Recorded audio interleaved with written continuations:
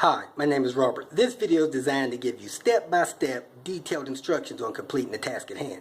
Please read the comments in the About section of this video. It has valuable information and updates.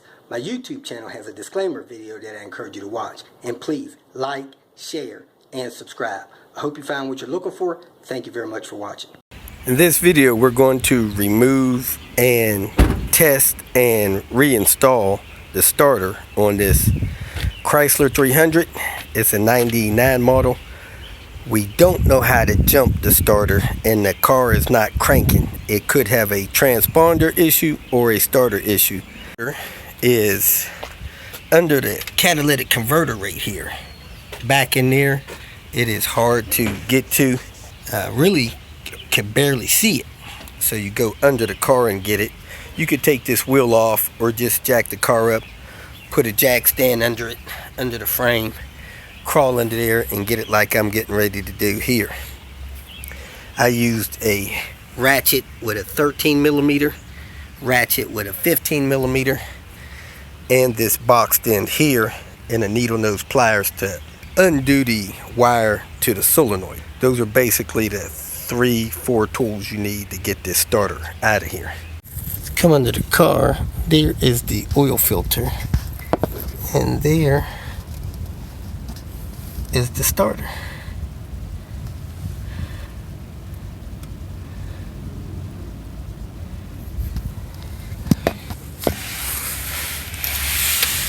And these are the bolts that mount the starter to the transmission. So that's the starter there. Next, I pulled the 13 millimeter off of the back of the starter. You really can't see it, but it's right there. I pulled that nut off.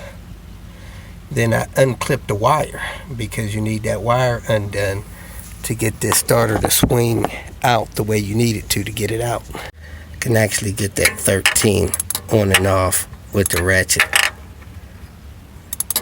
like this.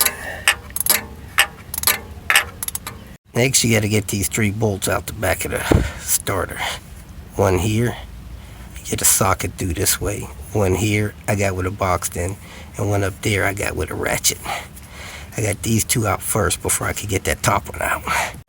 To get this starter out, you got to pull the back side of it towards the driver's side wheel and wiggle it until it is able to be slid out, and then drop the nose down so it wiggles out this way,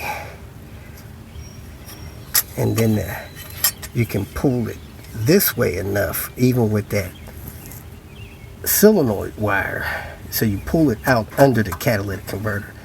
Even with the solenoid wire connected, you can get it out this way. Now that it's hanging down, you got to get that last wire loose right here. This green wire going to the solenoid. So the wire connection here, it's got to push down. You squeeze it to get it to unplug from the starter. This one wasn't easy, but it did come out finally. I had to help it out by nudging it on this side with a screwdriver. And there it is, out and on the ground.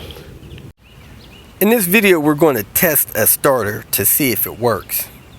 When your starter is installed in the car, the mounting bolts provide a ground for it to the transmission and engine.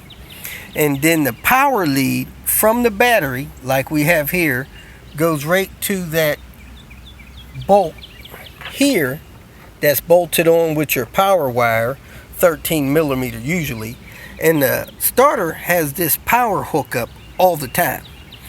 When you turn your key to the start position, the car's starting circuit is energized and power is then put to the starter solenoid. So we're going to simulate that with the battery hooked up to the starter like this to test this starter. So you can do that at home. It's not the safest thing in the world to do. You might want to have some rubber gloves on or something, but this is how you can test your starter. You have a good battery or jump box. Your ground is hooked up to the body of the starter.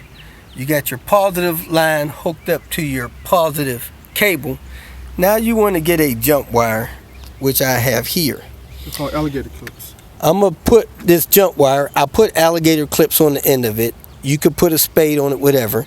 You connect it to the starter solenoid little wire post there, and then you take this other end.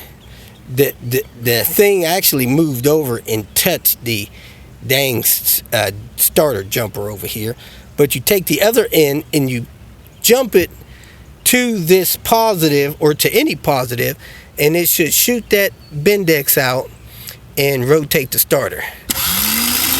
So there it is. When you pull the wire back off, it should disconnect the starter. So that's the spark and jolt that you don't want hitting you. So that is how you test your starter at home. If you feel that this information was useful, please like it and share it with your social media friends. You can subscribe to my channel so that you will get notifications of future videos that I post. You can follow me on Twitter, and if you need to contact me directly, please visit my website. And if you have any questions, leave them below, and someone or myself will reply to them. Again, thank you very much for watching.